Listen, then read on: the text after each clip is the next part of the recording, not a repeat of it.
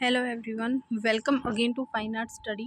DSSB का जो syllabus है उसका हम यूनिट फर्स्ट आज करेंगे, जिसका हमारा टॉपिक रहेगा फंडामेंटल ऑफ विजुअल आर्ट। तो इसके अंदर आपके दो टॉपिक दिए गए हैं। पहला है जो एलिमेंट्स ऑफ पेंटिंग और दूसरा है प्रिंसिपल ऑफ कॉम्पोजिशन। तो आज की वीडियो में हम जो एलिमेंट्स हैं उनको देखेंगे पूरा डिटेल के साथ, और नेक्स्ट जो हमारा डे 2 रहेगा यानी कि कल, उसमें हम जो प्रिंसिपल ऑफ कॉम्पोजिशन है वो हम कवर करेंगे, और उसके साथ साथ जितने भी हमारे प्रीवियस ईयर के क्वेश्चंस हैं जो इस टॉपिक से आए हुए हैं उनको भी हम कवर करेंगे। तो वीडियो को शेयर कीजिएगा, जितने भी आपके फ्रेंड्स जो है वो DSSB की तैयारी कर रहे हैं उनके साथ। तो स्टार्ट करते हैं। देखिए जो हमारा फाइन आर्ट है या पेंटिंग है, उसमें सबसे पहला जो हमारा है वो हमें याद रखने हैं षडांक, जो कि हमारे 6 हैं। उसके बाद एलिमेंट्स जो कि वो भी हमारे 6 हैं, और जो प्रिंसिपल ऑफ कॉम्पोजिशन है वो भी हमारे 6 हैं। तो इनको आपको नाम याद रखना है सबसे पहले। तो आज में जो है हम एलिमेंट्स देखेंगे। तो एलिमेंट्स पहला है हमारा line, colour, form, tone, texture और स्पेस। तो ये 6 जो हैं इनके बारे में पूरा डिटेल से देखते हैं। सबसे पहला है हमारा लाइन। लाइन आपको सबको पता है, जब भी हम ड्राइंग बनाना स्टार्ट करते हैं या फिर जब भी हम सीखते हैं तो सबसे पहले जो है वो हम लाइन ही सीखते हैं, वर्टिकल और हॉरिजॉन्टल। ठीक है, बच्चा जब लिखना स्टार्ट करता है तब भी वो सबसे पहले लाइन ही बनाना सीखता है। तो दो बिंदुओं या फिर सीमाओं के जो बीच की दूरी होती है उसे लाइन कहते हैं। यानी कि मान लो यहाँ एक पॉइंट है और यहाँ भी एक पॉइंट है, ठीक है, और इनके बीच की जो स्पेस है तो वो हो जाएगा हमारी रेखा। ठीक है, रेखा का जो अगर हम आकार आपसे पूछा जाए तो वो होता है ज्यामितीय, जो ज्योमेट्रिकल शेप्स है उसके अंदर रेखा मेनली आती है। रेखा के वैसे तो जो प्रकार हैं वो माने गए हैं, सरल रेखा और वक्र रेखा। ठीक है, लेकिन इसके जो कई टाइप्स हैं जिनके बारे में एग्ज़ाम में पूछा जाता है। ठीक है, तो भारतीय चित्रकला जो है वो रेखा प्रधान है। सबसे पहली बात, जो हमारी भारतीय चित्रकला है, ये क्वेश्चन आ चुका है एग्जाम में। तो भारतीय चित्रकला जो है वो रेखा प्रधान है। बिंदुओं के मध्य रेखीय प्रभाव को अनुभूत रेखा कहते हैं। यानी कि कभी कभी क्या होता है कि दो या जो बिंदुएं होते हैं, दो या कोई भी जो सीमाएं होती हैं उनके बीच में कोई भी हम रेखा ड्रॉ नहीं करते, लेकिन फिर भी एक जो मतलब इफ़ेक्ट है लाइन का वो हमें दिखाई देता है या वो आ जाता है, तो उसे अनुभूत रेखा कहते हैं। ठीक है, अब देखते हैं types of line. Types of line में आपको सबसे इम्पोर्टेंट है कि आपसे इनका प्रभाव पूछा जा सकता है। एक शेप्स में, कलर में और लाइंस में, तीनों में ही जो इनके प्रभाव हैं वो आपसे पूछे जाते हैं। तो सबसे पहले है हमारी सरल रेखा या फिर क्षैतिज रेखा। क्षैतिज रेखा किसी बिंदु या स्थान से तय दिशा में खींची गई रेखा, तो ये हमारी है क्षैतिज रेखा। इसका प्रभाव है विश्राम, शांति, मौन और संतुलन। देखिए ये बहुत बेसिक है। ठीक है, इसको हॉरिजॉन्टल बोलते हैं। और क्या बोलते हैं कि जब भी हम, आप इस चीज़ से इसको देख सकते हैं कि जब भी हम विश्राम करते हैं, आराम करते हैं, ठीक है, बिल्कुल शांत हमें वातावरण चाहिए होता है या फिर कोई चीज़ बैलेंस करनी होती है, तो ये इस पोजीशन में होती है। ठीक है, तो ये इसके इफ़ेक्ट्स हैं। उसके बाद आ जाती है हमारी लंबवत रेखा या फिर सीधी खड़ी रेखा। ये दोनों ही नाम जो है इन्हें बोला जाता है, तो कोई भी नाम आ जाए आप कंफ्यूज नहीं होना है। तो ये है हमारी वर्टिकल लाइन। इसके जो इफ़ेक्ट है वो है गौरव, स्थायित्व और आकांक्षा। नेक्स्ट है कर्णवत यानी कि आड़ी रेखा। इसे आड़ी रेखा भी बोलते हैं। इसका जो प्रभाव है वो है नाटकीय, उत्तेजना और व्याकुलता। नेक्स्ट है चक्राकार रेखाएं। तो चक्र के आकार की यानी कि गोल गोल घूमती हुई जो रेखाएं हैं, ये हमें भ्रम जो है वो पैदा करती हैं, उनका इफेक्ट देती हैं। आप एकदम से इनको देखोगे तो आपको इस टाइप से लगेगा सब घूमता हुआ, ठीक है, एकदम से। तो ये है संघर्ष, उत्तेजना, ये इफेक्ट चक्राकार रेखाएं देती हैं। उसके बाद है प्रवाही रेखाएं, यानी कि एकदम लहरदार रेखाएं भी इन्हें बोला जाता है। जो पानी की वेव होती हैं, वेवी जो है, ठीक है, तो ये रेखाएं होती हैं, ये गति यानी कि लगातार बहने का, निरंतर प्रवाह, लावण्य, माधुर्य, इनका इफेक्ट ये देती हैं। नेक्स्ट आ जाता है हमारा कलर या फिर वर्ण जिसको हम बोलते हैं। तो वर्ण जो है वो बेसिकली होता है प्रकाश का गुण। ठीक है, जब भी हम मान लो प्रकाश की किरणों द्वारा हम किसी भी वस्तु को देख सकते हैं। मुख्य जो वर्ण हैं वो 3 माने जाते हैं, लाल, पीला और नीला, जिनके बारे में अभी हम डिटेल में देखेंगे। अगर हम वर्ण जो है वो रंग जो है वो प्रकाश का गुण होते हैं और वर्ण के 3 गुण होते हैं। कौन कौन से? रंगत, मान और सघनता। रंगत में होता है कि रंग की प्रकृति, जैसे कि नीलापन हो गया और लालपन हो गया। ठीक है, तो ये सब जो है ये रंग की प्रकृति होती है। नेक्स्ट है हमारा मान। तो मान जैसे रंग के जो हल्केपन और गहरेपन का ये प्रतीक होता है, जैसे कि हल्का लाल, हल्का नीला। तो ये सब क्या आ जाता है? ये आ जाता है मान के अंतर्गत। उसके बाद जैसे कि मान लो कि यदि किसी रंग में हम सफ़ेद रंग मिला दें तो उस रंग का जो मान है वो बढ़ जाता है। अच्छा, ये पॉइंट भी याद रखिएगा, कई बार अगर आपसे बहुत ज़्यादा डीप पूछा जाएगा तो इस टाइप से क्वेश्चन बन सकता है कि मान लो कोई कलर है, उसमें अगर हमने सफ़ेद रंग मिला दिया तो उस रंग का जो मान है वो बढ़ जाता है। ठीक है, और यदि किसी रंग में हमने काला रंग मिला दिया तो उस रंग का जो मान है वो घट जाता है। तो ये पॉइंट आप एक्स्ट्रा नोट कर लीजिएगा, मैं इसमें लिखना भूल गई हूँ। ठीक है, तो आप लोग ये नोट कर लीजिएगा, ये दोनों ही चीज़ें। उसके बाद आ जाता है हमारा इंटेंसिटी यानी कि सघनता। ये रंग की शुद्धता का प्रतीक होता है, परिचायक होता है, क्योंकि वर्ण जितना अधिक शुद्ध होगा उसका घनत्व जो है वो उतना ही अधिक होता है। और अधिक जो घनत्व वाले जो कलर होते हैं वो चमकदार होते हैं। ठीक है, और मतलब जो जिनमें अगर मिश्रित कलर हैं उनकी सघनता या फिर उनकी जो इंटेंसिटी है वो थोड़ी कम होती है। नेक्स्ट आ जाता है हमारा टाइप ऑफ कलर। तो हमारे 3 टाइप के कलर होते हैं। सबसे इनको 3 मतलब कैटेगरी में डिवाइड कर दिया गया है, प्राइमरी कलर, सेकेंडरी कलर और जो हमारा तृतीयक कलर है वो। तो सबसे पहले है हमारा प्राइमरी कलर। वे मुख्य जो कलर जो किसी भी अन्य कलर के मिश्रण से तैयार नहीं होते। ठीक है, जो रॉ कलर जिन्हें हम बोल सकते हैं। ठीक है, तो ये वर्ण जो किसी मिश्रण के बिना प्राप्त किए जा सकते हैं वो होते हैं हमारे प्राइमरी कलर। अब कौन कौन से हैं? लाल, नीला और पीला। ये सब ये तीनों जो हैं ये हमारे प्राइमरी कलर हैं। ठीक है, और अगर प्रकाश की मुख्य रंगत आपसे पूछ ली जाए तो ये है हरी, लाल और बैंगनी। ये तीनों ही प्रकाश की रंगत हैं। अब इनके इफेक्ट देखिए। सबसे पहले है हमारा पीला रंग। पीला रंग गर्म होता है। ये क्वेश्चन बहुत पूछते हैं कि कलर जो है वो कौन सा गर्म होता है, कौन सा ठंडा होता है। तो पीला रंग जो है वो हमारा गर्म, पीला और लाल ये दोनों ही कलर हमारे गर्म है, लेकिन जो प्राइमरी में नीला रंग है वो हमारा ठंडा रंग होता है।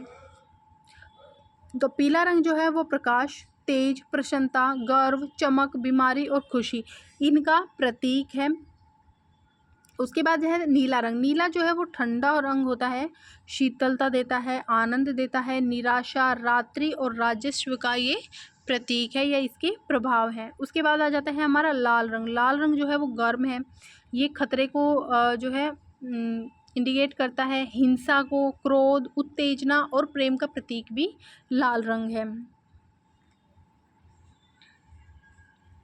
नेक्स्ट है सेकेंडरी कलर। सेकेंडरी कलर ऐसे कलर होते हैं जो 2 मुख्य रंगतों को मिलाने से बनते हैं। जो हमारे प्राइमरी कलर है, अगर उनमें से किसी भी 2 कलर को हम मिलाएंगे तो जो कलर बनेगा वो हमारा सेकेंडरी कलर हो जाएगा। 2 मुख्य रंगत को मिलाने से प्राप्त जो रंग है वो हमारा हो जाएगा सेकेंडरी कलर। जैसे कि लाल और पीले को हम मिलाएंगे तो वो हो जाएगा हमारा नारंगी, पीला और नीला को हम मिलाएंगे तो वो हो जाएगा हरा, लाल और नीले को मिलाएंगे तो वो हो जाएगा हमारा बैंगनी। अब इनके जो प्रभाव है वो देख लेते हैं। सबसे पहले है नारंगी कलर। तो नारंगी आपको पता है ये हमारे जो तिरंगा है उसमें भी है। तो ये वीरता का प्रतीक है, ज्ञान का प्रतीक है, प्रेरणा का प्रतीक है। उसके बाद हरा जो है वो शीतलता, प्रजनन और समृद्धि का प्रतीक है। जैसे कि हमारी जो धरती है, मतलब जो खेत हैं, ठीक है, तो वो हरे होते हैं, तो वो प्रजनन का, समृद्धि का, शीतलता का प्रतीक है। उसके बाद है बैंगनी, जो वो सम्मान, राजसी और मृत्यु का प्रतीक है। उसके बाद जो है नेक्स्ट आ जाता है हमारा तृतीय कलर। तो किन्हीं भी दो सेकेंडरी कलर यानी द्वितीय कलर को मिलाने से जो कलर बनता है वो हो जाता है हमारा तृतीय कलर। तो जैसे हरा और नारंगी को अगर हम मिला देंगे वो सीटन बन जाएगा, बैंगनी और हरे को मिलाएंगे तो वो ओलिव कलर बन जाएगा, ठीक है। और जैसे कि हम बैंगनी और नारंगी को मिला देंगे तो वो जो रेसेट कलर होता है वो बन जाएगा। तो इस टाइप से जो किन्हीं भी दो प्राइमरी को मिलाएंगे दो तो वो सेकेंडरी बनेगा, सेकेंडरी को मिलाएंगे तो वो तृतीय कलर जो है वो हमारा बन जाएगा। उसके बाद कुछ और टर्म्स हैं कलर्स को लेकर जिनसे कि एग्जाम में पूछे जाते हैं क्वेश्चंस। सबसे पहला है समीपवर्ती वर्ण। समीपवर्ती वर्ण कौन से होते हैं? एक ही श्रेणी के रंग, यानी कि वो मिलते जुलते जो कलर हैं वो होते हैं। जैसे कि अगर हम नारंगी को देखेंगे, पीले को देखेंगे तो हमें ऐसा लगता है कि ये एक ही फैमिली के हैं, ठीक है ना। इस टाइप से जिनमें कि जो है मिलते जुलते जो कलर होते हैं वो होंगे समीपवर्ती, यानी कि पास पास के कलर। तो एक आ जाता है विरोधी कलर, यानी कि बिल्कुल अपोजिट। वर्ण चक्र में आमने सामने के जो रंग है वो अपोजिट कलर कहलाते हैं। जैसे कि लाल का हो गया नारंगी, लाल का नारंगी विरोधी है। वैसे ही नीले का आपसे पूछ लिया जाए, नीले का विरोधी अगर आपसे पूछ लिया जाए तो वो हो जाएगा पीला, ठीक है। तो ये आपको याद रखने हैं, इनसे क्वेश्चन बनते हैं। उसके बाद है एकाकी कलर या मोनोक्रोम, इनको बोल सकते हैं। मोनोक्रोम से आप ज़्यादा अच्छे से याद रख पाएंगे इसको। तो मोनोक्रोम जो कलर है वहाँ पर केवल एक ही रंगत के अलग अलग मान और सघनता वाले रंगों का जो है संयोजन वहाँ पर होता है। एक ही रंग की अलग अलग रंगत, जैसे कि हल्का नीला, गहरा नीला, हल्का लाल, गहरा, मतलब बिल्कुल अलग अलग स्टेज जैसे उसकी, कि पहले थोड़ा सा हल्का, फिर उससे थोड़ा गहरा, फिर उससे थोड़ा गहरा, फिर उससे गहरा, फिर उससे गहरा, मतलब एक ही कलर की अलग अलग टोन, ठीक है। तो वो हो जाएगी हमारा एकांकी कलर। उसके बाद नेक्स्ट आ जाता है हमारा फॉर्म, यानी कि आकृति। अच्छा, ये हमारा थर्ड है, ठीक है। ये हमारा जो थर्ड है आकृति या फॉर्म, रूप। वह क्षेत्र जिसका निश्चित आकार या फिर वर्ण होता है उसको बोलते हैं आकृति।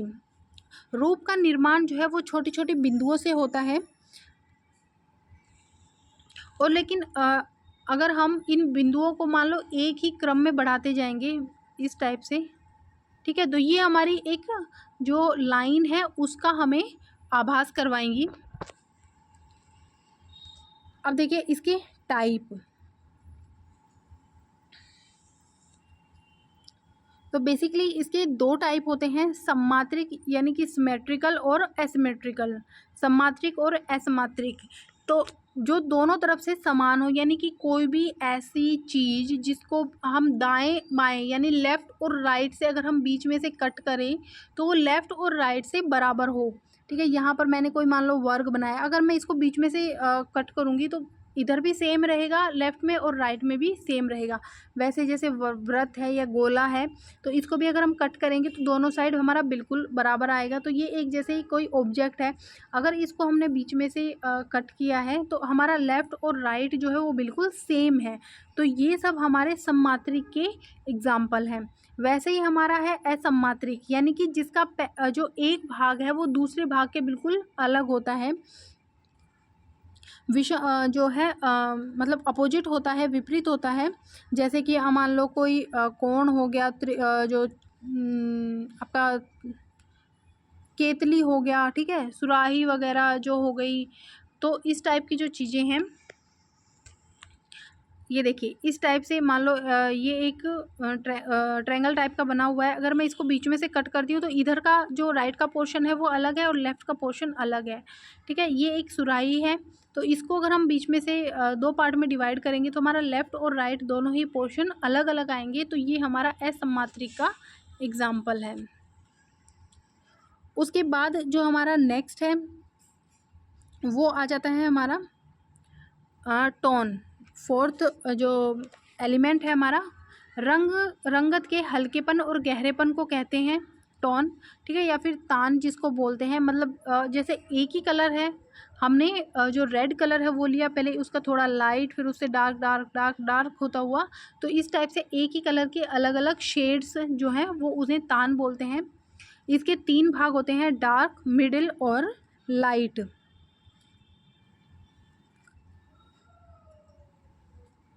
नेक्स्ट है टेक्सचर या फिर जो पॉथ। मान लो आप किसी भी चीज़ को टच करते हैं तो आपको सबसे पहले फील होता है कि वो चीज़ कैसी है, यानी कि वो रफ है, सॉफ्ट है, ठीक है, इस टाइप से। तो वही जो है वो क्या होता है, उस चीज़ का टेक्सचर होता है। धरातल का जो गुण होता है वो पोत कहलाता है, जैसे कि चिकना, खुरदरा। तो यहाँ पर आप 3 फोटो देख सकते हैं। ये एक वुड है, तो इसको अगर आप देखने से ही आपको पता चल रहा है कि ये बिल्कुल सॉफ्ट है। इस पर अगर आप टच करेंगे तो आपको पता चलेगा कि बिल्कुल चिकनी सी है, ठीक है। अगेन ये एक वुड है, तो इस वुड को देख के भी आप बता सकते हैं ये एकदम रफ सी होगी अगर आप इसको टच करेंगे तो। उधर मान लो एक सॉफ्ट टॉय हमने लिया है, सॉफ्ट टॉय को जैसे ही हम टच करते हैं तो वो आपको लगता है कितना ये बिल्कुल मुलायम सा है। तो इस टाइप से ये सब होते हैं इनके टेक्सचर्स, ठीक है। तो ये आपको समझ में आ गए होंगे।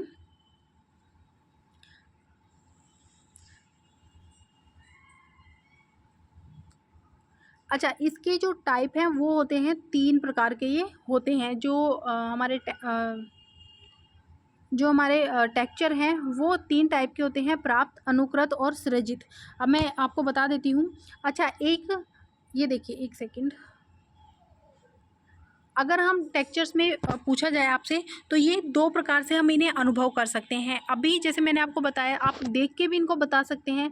इन तीनों को आप देख के बता सकते हैं कि ये इनका टेक्सचर कैसा है, खुरदरा है, सॉफ्ट है, मुलायम है, ठीक है, चिकना है, इस टाइप से। तो उसको हम बोलेंगे चाक्षुष वर्णन, यानी कि आँखों से देखकर। और एक होता है हमारा अनुभूतिजन्य, यानी कि हमने उनको पहले फ़ील किया है और फिर हमने उनको बताया है। तो ये 2 टाइप से हम इन्हें बता सकते हैं। उसके बाद इसके 3 टाइप हैं। सबसे पहला है हमारा प्राप्त। सबसे पहला है हमारा प्राप्त। तो प्राप्त में क्या होता है, जैसे कि जो भी प्रकृति निर्मित जो चीज़ें हैं, जैसे कि मान लो कोई पत्थर हो गया, पेड़ हो गया, तो ये सब चीज़ें जो हैं जो हमें प्रकृति से एज इट इज़ प्राप्त हुई हैं। और मान लो जो कोई कपड़ा है, कोई पत्ता हो गया, इस टाइप की जो चीज़ें हैं तो उनको ये बोलते हैं प्राप्त, यानी कि जो नेचर से हमें प्राप्त हैं, नेचुरली जो वैसी ही हैं, तो वो प्राप्त के अंतर्गत आती हैं। उसके बाद आ जाती है अनुकृत। अनुकृत का मतलब होता है अनुकरण पद्धति द्वारा निर्मित, यानी कि किसी चीज़ की नकल करके हम अगर कुछ चीज़ बनाते हैं तो वो हो जाता है हमारा अनुकृत पोत के अंतर्गत वो आता है, ठीक है। नेक्स्ट है हमारा सृजित पोत। सृजित पोत होता है कि मान लो कि यंत्र और किसी भी साधन के द्वारा उन चीज़ों को हमें बनाते हैं। जैसे मान लो हम कोई मूर्ति बना रहे हैं, ठीक है, बिल्कुल रफ सा पत्थर है, लेकिन हमने अलग अलग मशीनों के द्वारा उसकी घसाई की है, ठीक है, उसको काटा है, घसाई की है उसकी, तो इस टाइप से। और उस पर अगर हमने ओप वगैरह लगाया है तो वो हमने उसको सृजित किया है, उसको बनाया है वैसा जैसा कि हम चाहते हैं। हम चाहते थे कि वो मूर्ति या फिर जो भी हम बना रहे हैं ऑब्जेक्ट, वो रफ ना रहे, वो बिल्कुल चिकना रहे या फिर वो चमकदार बने, तो उसे हमने अपने हिसाब से क्रिएट किया है, तो वो आ जाएगा सृजित के अंतर्गत, ठीक है। नेक्स्ट है हमारा स्पेस। तो स्पेस जो है, स्पेस मतलब अंतराल। जिस जगह जिस चित्र पर जिस भी प्लेटफॉर्म पर, जिस भी मीडियम, जहाँ पर भी, मतलब जिस स्पेस पर हम चित्र बनाते हैं वही हमारा अंतराल होता है। चित्रकार जिस भूमि पर अंकन करता है वो अंतराल होता है। जैसे वो कुछ भी हो सकता है, जैसे कि मान लो आपका कैनवास होगा, शीट हो गया आपका, आप किसी पेड़ पर चित्रकारी कर रहे हैं, किसी पत्ते पर, कपड़े पर, ठीक है, पत्थर पर, तो ये सब आपके स्पेस हैं। इन्हें भी हम 2 टाइप में या 2 भाग में विभाजित करते हैं, सम विभाजन और असम विभाजन। अच्छा, सम विभाजन में क्या होता है कि रेखाओं के माध्यम से चित्रभूमि को हम ऐसे मतलब डिवाइड करते हैं कि जिसमें हमारा जो दायां तल है और बायां तल है वो बिल्कुल समान होते हैं, ठीक है। और असम विभाजन में क्या होगा कि हमने कोई चीज़ कहाँ पर रख दी, कोई चीज़ कहाँ पर रख दी, ठीक है। बिल्कुल अपनी इमेजिनेशन के आधार पर हम उन्हें अलग अलग डिवाइड कर देते हैं, ठीक है। तो वो आ जाएगा हमारा असम विभाजन के अंतर्गत। तो ये हमारे जो एलिमेंट्स है वो कंप्लीट होते हैं। नेक्स्ट हम जो कॉम्पोजिशन प्रिंसिपल हैं कॉम्पोजिशन के वो हम पढ़ेंगे और उसके साथ साथ PYQ करेंगे। तो वीडियो को ज़्यादा से ज़्यादा शेयर कीजिएगा, ठीक है। और इनकी अगर आपको PDF चाहिए तो आप कमेंट में बताइएगा कि ठीक है, तभी मैं आपको जो टेलीग्राम चैनल है उस पर आपको PDF इनकी अवेलेबल करवा दूंगी। और कोशिश रहेगी कि आपका जो सिलेबस है वो जल्द से जल्द यूनिट वाइज और टॉपिक वाइज आपका कवर रहे। Thank you.